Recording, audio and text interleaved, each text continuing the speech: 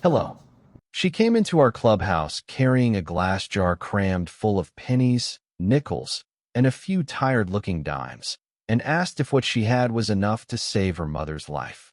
None of us knew who she was or where she came from, but the second she whispered the name of the man she was trying to get away from, the whole room seemed to shift. What my brothers and I chose to do after that isn't something you forget easily.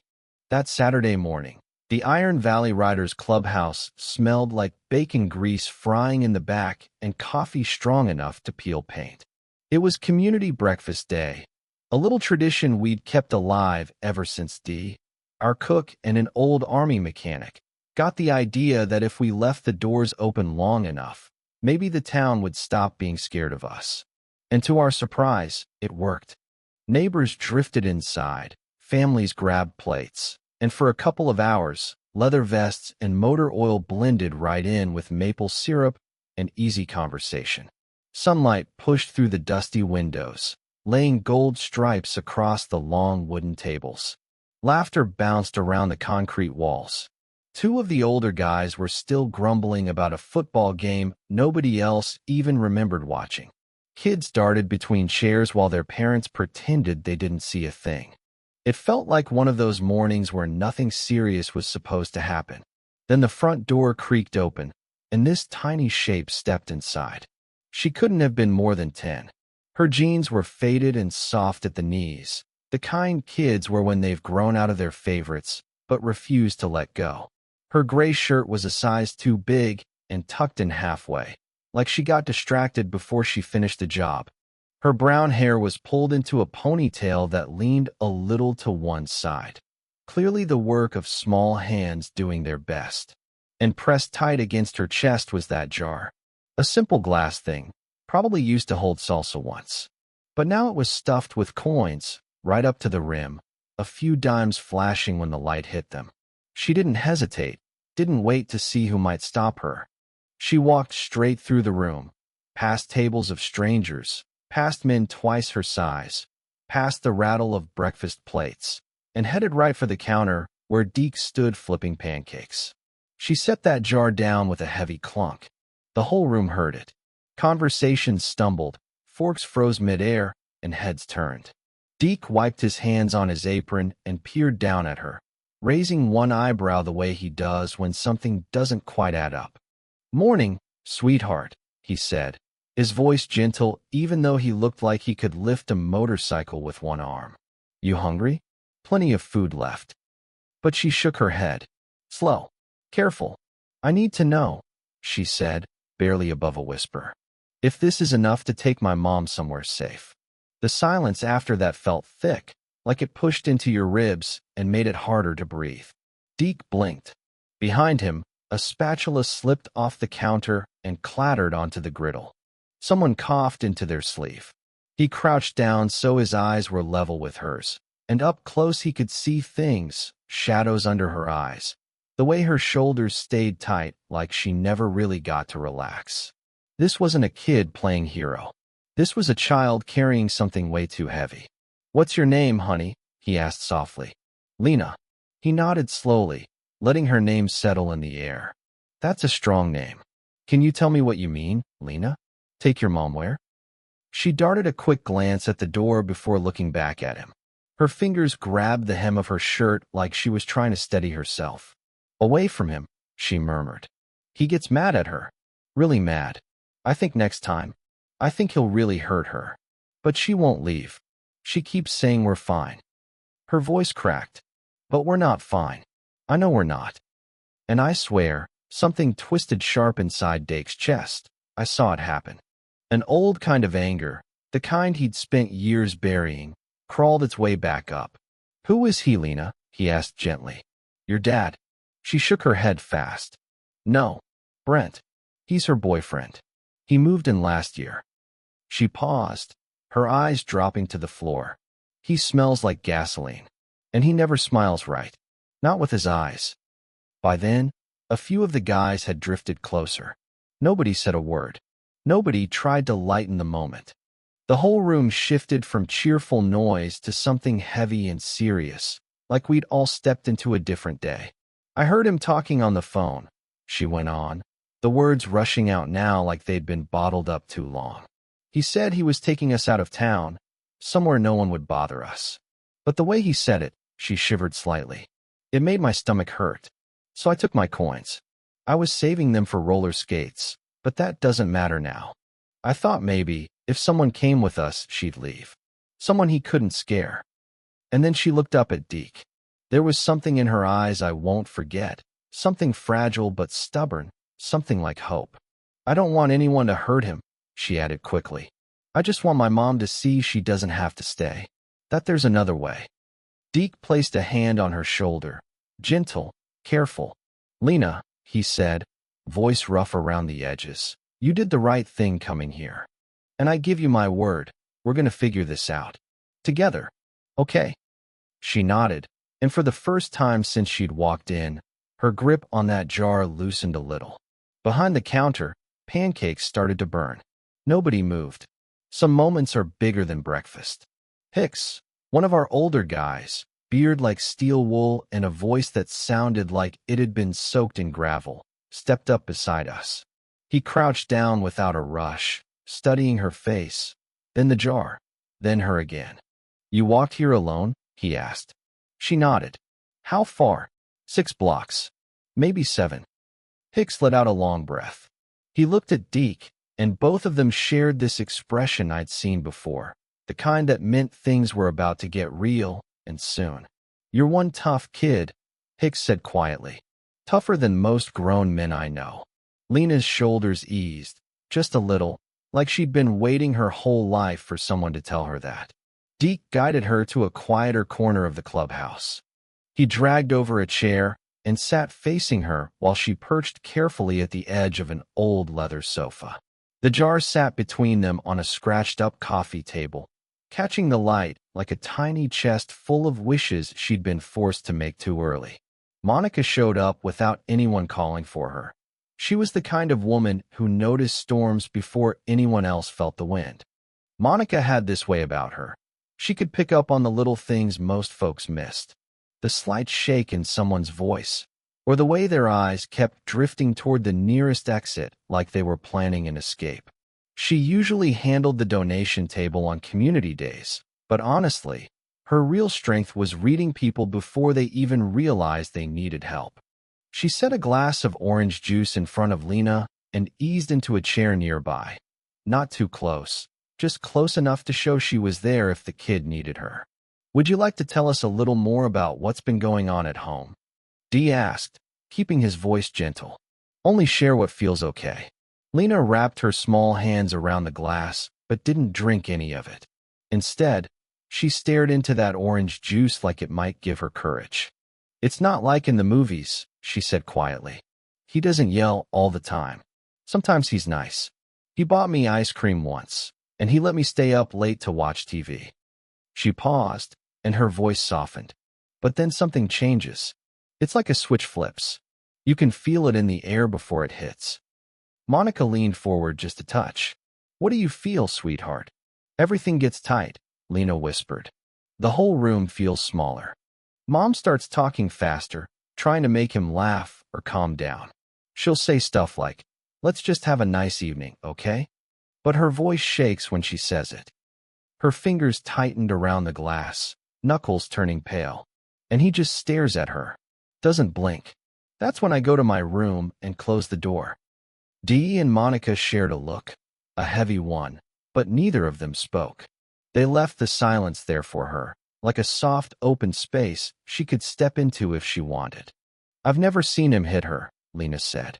Not really, but I've seen the bruises on her arms, the ones she says happened from bumping into things, and the way she winces when she reaches for something up high.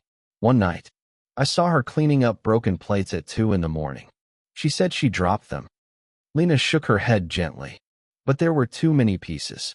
It looked like someone threw them. Her voice kept shrinking with every word, like the memories were dragging her down, locking her underwater. Monica reached out and placed a warm hand on her knee, a wordless reminder that she wasn't alone here. What about your dad? Monica asked softly. Is he around at all? Lena shook her head. He left when I was little. I don't remember him much. Mom said he wasn't ready to be a dad. She shrugged, a gesture far too old for someone her age. Brent showed up about a year ago.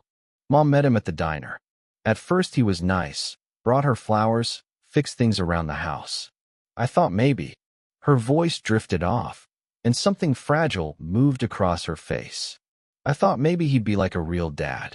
But he's not. He's something else. Dee cleared his throat. You said you heard him talking about taking you somewhere? Lena nodded, her jaw going tight. It was 2 nights ago. Mom was in the shower, and I was supposed to be asleep. But I heard him in the kitchen. He was talking low, like he didn't want anyone hearing him. He said, I'll take them out of town for a while, somewhere quiet, no one asking questions. Then he laughed. She swallowed hard. It wasn't a happy laugh. It was cold. She looked up at Dee, her eyes shining but fiercely determined. That's when I knew I had to do something. Mom keeps saying everything's fine, but it's not. She's scared all the time. She barely sleeps. She checks the locks 3 times before bed. She hides her phone when he's around. Lena wiped her eyes with the back of her hand. I'm only 10. I can't fight him, and I can't make her leave. But I thought maybe, if someone else came, someone stronger, someone he couldn't push around, maybe she'd finally see she doesn't have to stay. You're incredibly brave, Lena, Monica told her, voice warm and steady. Most grown adults would never have the courage to do what you just did. Lena shook her head. I'm not brave. I'm just tired of being scared. None of us had words for that. Dee rubbed at his jaw, thinking things through. He'd seen situations like this before, not often, but enough to know charging in like a bull wouldn't help. Men like Brent fed off confrontation. They twisted it around and used it as proof they were the ones under attack. If we were going to help this family, we needed to be smart. Here's what we're going to do, Dee said finally. We're not doing anything that puts you or your mom in more danger. But we're also not walking away. Monica's going to take you home in a little bit, just to talk to your mom. Woman to woman. No pressure. No judgment. Lena looked over at Monica, her eyes searching for something real, maybe hope, maybe safety. Monica gave her a gentle smile. I won't push her, sweetheart, but I'll make sure she knows she's not alone, and that there are options she might not see right now. Lena was quiet for several long seconds before she whispered, Okay, but please, don't make it worse. She's all I have. That's exactly why we're going to be careful, Monica answered, squeezing her hand. A little while later, Monica's truck rolled to a stop in front of a small house at the end of Maple Street. The place needed love, paint peeling near the gutters, grass growing wild, but somebody had lined the porch steps with flower pots. A quiet attempt at beauty. A quiet attempt at hope. Lena sat stiffly in the passenger seat with her hands locked in her lap. She'd barely spoken during the ride, just pointed out turns like she was tracing a map she'd memorized out of necessity. Now she stared at the front door like she expected it to bite. His truck isn't here, she said. He usually goes to the bar on Saturdays, stays until dinner. Monica nodded. That's good. Gives us time. She turned off the engine, but didn't move. Instead, she looked at Lena with steady, calm eyes. I'm going to need you to let me take the lead. Your mom might get defensive at first. That's normal. People in her situation usually do. But I've done this before. I know how to talk without pushing. Can you trust me? Lena studied her face for a moment, then nodded slowly. Yeah, I trust you. They walked up the porch together. Lena knocked twice. Same rhythm as someone who's done it 1,000 times. The curtain shifted almost immediately, and a moment later the door cracked open. Angie stood behind it. She was younger than Monica expected, early 30s maybe. She had Lena's brown hair and the same tired eyes, shadows shaped by years of holding things together alone. Her gaze bounced from her daughter to the woman beside her, and she stiffened instantly. Lena, who is this? What's going on? Mom, it's okay, Lena said quickly, stepping closer. This is Monica. She's a friend. She just wants to talk. Angie narrowed her eyes. Talk about what? Angie asked, her voice sharp but tired around the edges. Monica didn't rush. She kept her tone soft, steady. "Mrs. Just Angie," she cut in. "All right, Angie," Monica continued calmly. "I'm not here to stir anything up, and I'm not here to judge you. Lena came to see us this morning during the community breakfast, and she was worried. I wanted to make sure you were okay. That's all." Angie's jaw tightened. She looked at her daughter with this mix of fear and frustration that hit me right in the gut. "Lena, what did you say to them?" "The truth, Mom." Those words landed heavy, like rocks dropping into deep water. Angie's expression trembled for a second, embarrassment passing over her eyes before something tougher hardened in its place. She exhaled and stepped back, opening the door wider though her body stayed tense. "Fine, come in, but make it quick. He'll be back sooner or later." Inside, the house was clean and simple. Too clean. A couch with mismatched cushions. A TV mounted neatly. The kitchen visible through a doorway. Dishes stacked on a drying rack. Everything lined up, nothing out of place. It was the kind of order that came from trying not to give anyone an excuse to be angry. Monica sat at the kitchen table across from Angie, while Lena lingered in the doorway, watching like a bird perched on a wire. "I'm not going to pretend I know everything you're dealing with," Monica said gently. "But I've seen patterns like this before, and I've worked with women who've lived through situations just like yours." Angie folded her arms tight across her chest. "I don't need a lecture." "That's good," Monica replied, leaning in slightly. "Because I'm not giving one. I'm here because your daughter walked into a room full of strangers and asked if a jar full of coins was enough to save your life. That kind of courage? I don't see it often, not even in grown adults. And it tells me she's seeing things clearly, even if you aren't ready to." For the briefest moment, something in Angie cracked. Her eyes shimmered, but she blinked it away fast. "It's not what you think," she whispered. "Brent, he has moments. Yeah, but he's not a monster. He's just under pressure. Work's been rough, money's tight. He doesn't mean to." "To what?" Monica asked, voice still soft. "To scare you? To leave marks you have to hide." Angie looked away, gripping the edge of the table like it was the only thing holding her steady. "I can handle it." "I believe you think that," Monica said. She reached into her pocket and pulled out a little card. She slid it across the table. "This is Jenny. She's connected to our club, but more importantly, she worked in victim advocacy for years. Now she runs a support group. No obligations. No pressure. Just women talking to other women who understand exactly what you're living through." Angie stared at the card like it was written in code. "There's also a shelter nearby," Monica continued. "They can help with everything. Housing, paperwork, jobs. And nobody finds you unless you want them to. You don't have to choose anything today. I just want you to know there's a path out if you ever want one." Silence filled the kitchen, heavy but not hostile. Lena still hadn't moved. Her eyes were locked on her mom, like she was trying to will her to understand. Finally, Angie picked up the card. She didn't say a word, just slid it quietly into her pocket. Monica stood. "I'll give you two some space. But Angie, your daughter didn't come to us because she's scared of him. She came because she's scared of losing you." Angie's breath caught. She pressed a hand to her mouth, blinking hard, her shoulders trembling with everything she wasn't saying. Monica headed for the door and rested her hand briefly on Lena's shoulder as she passed, just a gentle acknowledgement of the bravery it took to do what she'd done.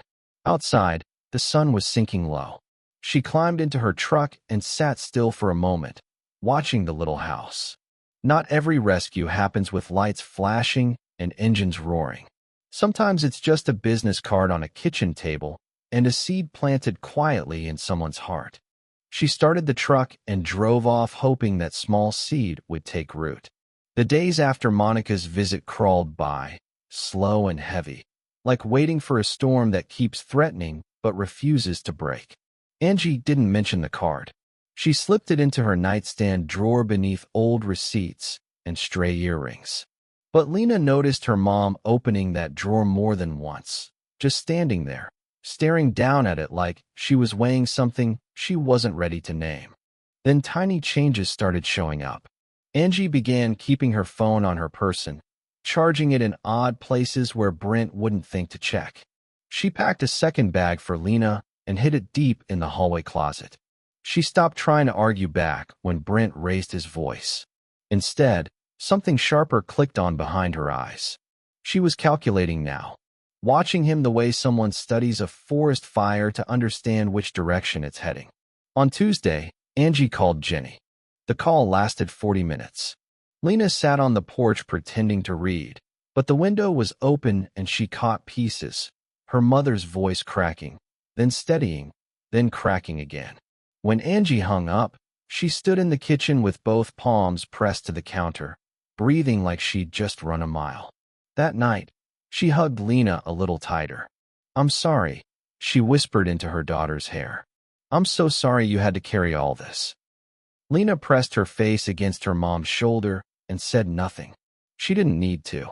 By Thursday, Angie went to her first support group meeting. Jenny picked her up 2 blocks away from the house, and they drove to a small community center at the edge of town. Angie barely spoke that first night. She just listened.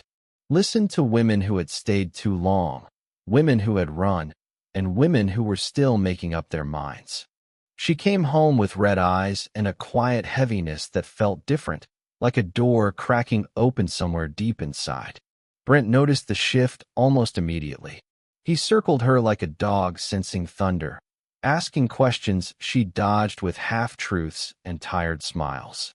He didn't explode, not yet, but the tension in the house thickened like humid air before lightning. Friday night, he announced he was going out. No explanation, no timeline. He grabbed his jacket and slammed the door so hard the windows rattled. Angie froze, listening to his truck roar away. Then she turned to Lena. "Get your bag. The one in the closet." Lena didn't argue. She ran. They moved fast but quiet. 2 people who had rehearsed this escape 1,000 times in their minds without ever admitting it out loud.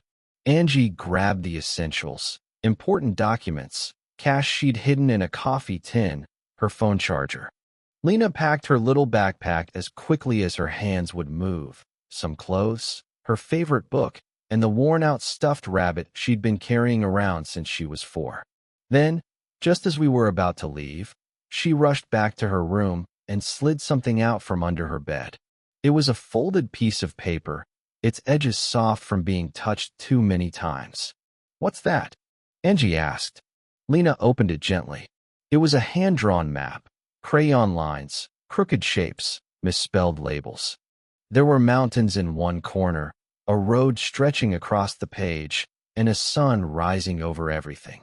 At the top, written in careful block letters, were the words, "Places we can go." Angie's breath hitched. She dropped to her knees and pulled her daughter into a fierce hug. "You've been planning this," she whispered. "I had to believe we'd go someday," Lena murmured.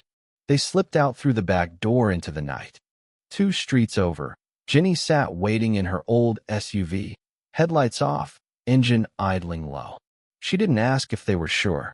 She didn't try to talk them out of anything. She just opened the doors and drove. The shelter stood on the far edge of the county, a converted farmhouse tucked behind a line of tall pines. Clean, quiet, anonymous. A woman named Ruth met them at the front and showed them to a small room with 2 beds, a window facing a garden, and, maybe the most important thing, a lock on the inside. Ruth placed a key in Angie's hand. "This is yours," she said. "Kitchen's down the hall if you're hungry. And if you need anything at all, my door's always open." That first night, Lena didn't sleep much. She lay on her back staring at the ceiling, listening to sounds she wasn't used to, the soft rustle of wind through trees, a dog barking somewhere far away. But something inside her chest felt different. Lighter, like she'd finally let go of a breath she'd been holding for years. She was still scared, but it was a new kind of fear now. The kind that comes with starting over, not the kind that crushes you. 2 weeks later, Lena walked back into the Iron Valley Riders clubhouse. Another Saturday, another community breakfast, sunlight pouring through the same dusty windows, people laughing over pancakes and bacon just like before. She walked right up to the counter where Dee was flipping eggs. When he saw her, his whole face broke into a grin. "Well, look who's come back," he said. Lena smiled. A real one this time, the kind that shows up all the way in her eyes. She held out a folded piece of paper. "I made this for you. For everyone." Dee opened it carefully. It was another drawing, crayons and colored pencils, of a motorcycle with two riders heading into a rising sun. And underneath, in the shaky handwriting of a child, were the words, "Thank you for coming with us." He stared at it longer than he meant to, feeling his throat tighten a little. "Your mom doing all right?" he asked softly. Lena nodded. "She's different now?" She laughs more. "She's looking for a new job near the shelter. And she says we're going to get our own place soon. Something small. Something just ours." Dee reached over and ruffled her hair. "That's real good, kid. Real good." Behind him, on a shelf near the coffee pot, the glass jar still sat exactly where Lena had left it the morning she walked in. No one had touched it. No one had added up the coins. Turns out, we never needed to. Because some things aren't measured in money. They're measured in courage. In showing up. In firing up the engine when someone needs you to ride beside them. And when that someone is a 10-year-old girl holding a salsa jar full of pennies and a hand-drawn map of the places she dreams of reaching, you don't hesitate. You ride. This story is a reminder that bravery doesn't have an age requirement. And sometimes the strongest thing any of us can do is ask for help. What about you? What would you have done if a child walked up to you holding that jar of coins? Let me know in the comments. I'd truly love to hear. If this story touched your heart, give it a like, share it with someone who might need to hear it, and subscribe to Stories of Old Ryan for more stories that remind us what really matters. See you in the next video. Bye.